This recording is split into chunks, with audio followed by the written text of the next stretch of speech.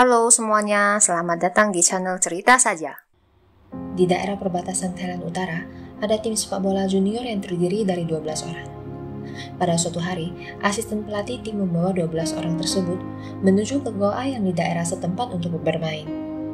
Dan mereka terjebak di dalamnya. 2 minggu selanjutnya, mereka berada di dalam goa yang gelap gulita untuk menunggu kedatangan tim penyelamat.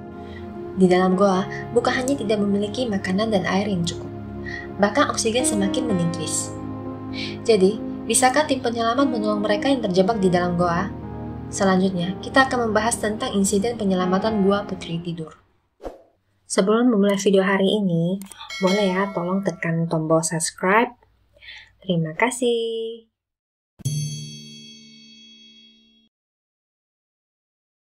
Cerita ini terjadi di Thailand Utara, Chiang Rai yang berada di perbatasan antara Thailand dan Myanmar. Di situ, terdapat sebuah goa karas yang bentuknya seperti seorang wanita yang terbaring, sehingga diberi nama Goa Putri Tidur. Bentuk goa ini berliku-liku. Ada tempat yang jalannya sangat sempit kecil, yang setiap kalinya hanya bisa dilewati oleh seorang saja. Selain itu, di dalam goa berlumpur dan basah. Beberapa tempat ada genangan air. Dari pintu masuk sampai ke tempat terdalamnya mempunyai jarak sekitar 11 km. Dia berada di peringkat nomor 5 sebagai goa terpanjang di Thailand. Karena itu, belum pernah ada orang yang berhasil berjalan sampai titik akhir goa ini. Di daerah itu, ada sebuah klub sepak bola yang bernama Celeng Liar yang terdiri dari 12 orang. Yang paling kecil, umurnya 11 tahun, dan yang tertua, 17 tahun. Pada suatu hari bulan Juni, asisten pelatih membawa 12 anggota klub memasuki goa tersebut. Setelah itu, terjadi insiden yang menjadi perhatian dunia. Mari kita lihat apa yang terjadi. Waktu dimundurkan sampai pada 23 Juni 2018. Pada hari Sabtu itu, anggota klub sepak bola sedang berlatih dengan asisten pelatihnya yang berumur 25 tahun. Pada saat makan siang bersama asisten pelatih, karena salah satu anggota pada hari itu ulang tahun, untuk merayakan, ada yang memberi syarat pada sore hari sama-sama berangkat ke Goa Putri Tidur. Mereka berangkat dengan sepeda dan bersepakat pada sore hari ke toko membeli makanan ringan dan kue ulang tahun. Pada saat itu, cuaca mulai mendung, tetapi itu tidak merusak rencana mereka. Mereka meninggalkan tas dan sepeda di depan Goa Putri Tidur dan membawa air, makanan ringan, dan kue ulang tahun masuk ke dalam goa. Keadaan goa gelap gulita dan hanya bisa mengandalkan api obor. Orang setempat yang kenal medan goa ini hanya berani masuk pada bulan 11 sampai bulan 4. Karena selain waktu itu adalah musim hujan, air akan mengalir tidak henti ke dalam goa. Pada saat itu, asisten pelatih dan 12 anggota sudah masuk sampai kedalaman 3 km. Dan tanpa menyadari bahaya banjir yang akan datang. Seiring dengan waktu, mereka mulai menyadari air dalam goa semakin tinggi. Tetapi, pada saat itu jalan untuk keluar sudah digenangi air. Tanpa pilihan lain, mereka harus berjalan menuju ke dalam goa, atau mereka akan terendam oleh air hujan. Dan mereka menemukan tempat yang lebih tinggi untuk beristirahat. Sementara, keadaan mereka aman. Pada saat ini, orang tua anggota klub menyadari anak mereka masih belum pulang dan tidak bisa dihubungi. Para orang tua menghubungi pelatih utama klub sepak bola, dan setelah ditelusuri, ternyata mereka berangkat ke Goa Putri Tidur. Pelatih utama dengan cepat menuju ke lokasi goa. Tetapi, sampai di situ karena hujan deras yang mengalir ke dalam, sehingga di goa sekitar banyak lumpur tanah. Dan dia menemukan sepeda dan tas anggota klub. Seketika, pelatih utama mendapat firasat buruk, sehingga dia melaporkan ke polisi setempat. Setelah menerima laporan, polisi menghubungi tim penyelamat. Di depan pintu masuk, ditemukan 11 buah sepeda, sebuah sepeda motor, dan beberapa tas. Setelah menerima berita, orang tua anggota sepak bola mulai berdatangan. Di depan goa, mereka berteriak nama anak sendiri dan berdoa agar mereka bisa keluar dari sana dengan selamat. Pukul 1 dini dan sudah melewati 3 jam dari waktu menerima laporan. Gelombang pertama, 14 orang tim penyelamat yang berasal dari Chiang Rai mulai masuk ke dalam goa. Tetapi, di luar dugaan, situasi dalam goa lebih parah dari bayangan mereka. Setiap berjalan dalam jarak pendek, mereka akan dihadang genangan air, yang jika mereka ingin melewatinya, harus dengan cara menyelam. Karena mereka tidak membawa peralatan untuk menyelam, dengan terpaksa, mereka harus kembali dan meminta bantuan. Mereka melaporkan, selain volume air yang tinggi, arus air juga deras, dan juga berbagai kotoran tercampur dalam air, sehingga penglihatan dalam air sangat rendah. Jika memaksa untuk menyelam, akan sangat berbahaya. Maka dari itu, mereka menggunakan pompa air besar untuk memompa air yang di goa. Pada saat ini adalah musim hujan. Walaupun mereka menggunakan pompa air besar, namun air hujan dari gunung mengalir tidak henti memasuki goa Putri Tidur. Sehingga tim penyelamat mencari seorang insinyur bawah tanah. Dia membawa tim masuk ke dalam gunung untuk mencari titik air yang mengalir ke goa dan membuat saluran air, sehingga volume air yang mengalir ke goa bisa menurun. Akhirnya, volume air di goa menurun cepat, sehingga tim penyelamat dapat memasuki untuk menolong orang yang terperangkap. Dan tidak lama kemudian, berita anggota sepak bola junior terperangkap di goa menyebar ke seluruh dunia. Tim penyelamat dari 20 negara lainnya mulai berangkat menuju Thailand untuk membantu personil militer dan polisi Thailand. Pada hari ke-6, sebuah tim penyelamat internasional tiba di Goa Putri Tidur. Di antaranya, ada 2 penyelam Inggris dari Asosiasi Penyelamatan Goa, yaitu Richard Starton dan John Valentine. Mereka masuk ke dalam goa dan tiba di daratan yang lebih tinggi. Pada saat itu, mereka terkejut karena menemukan 4 orang yang berasal dari tim penyelamat Thailand. Mereka telah terkurung di sini selama 1 malam. Jika Richard dan John tidak menemukan mereka, mungkin akan terperangkap lebih lama. Setelah itu, Richard dan John menolong mereka keluar dari goa terlebih dahulu. Sampai di luar, Richard dan John menemukan sebuah masalah. Karena pada saat menyelam, salah satu orang mengalami penurunan mental. Karena dalam kondisi ketakutan, menyebabkan dia tidak bisa bekerja sama dalam proses penyelaman, sehingga hampir menyebabkan situasi yang bahaya.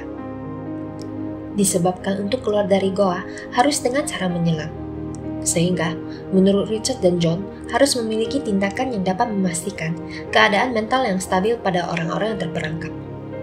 Untuk menyelesaikan masalah ini, mereka mencari Richard Harris, seorang ahli anestesi Australia yang bisa menyelam di goa. Richard dan John meminta bantuannya untuk mengikuti operasi penyelamatan ini. Dan Harris bertanya, "Apa yang akan terjadi jika saya tidak pergi?" John menjawab, "Mereka semua akan mati." Karena itu, Harris memutuskan mengikuti operasi penyelamatan ini. Hari ke-7, asisten pelatih dan anggota klub sepak bola masih terperangkap di celah yang sempit. Mereka duduk berdekatan untuk menjaga suhu badan. Asisten pelatih dulunya adalah seorang biksu. Di dalam kegelapan, dia menuntun para anggota bermeditasi untuk tetap tenang. Pada hari ke-10 pukul 10 malam, 2 penyelam dari Inggris, Richard dan John, memasuki goa sekali lagi. Mereka tiba di tempat yang disebut Pantai Pattaya dan terus menyelam ke dalam goa. Pada saat keluar dari permukaan air, akhirnya mereka berdua menemukan orang-orang yang terperangkap. Jarak tempat ini dari pintu masuk goa sekitar 4 km.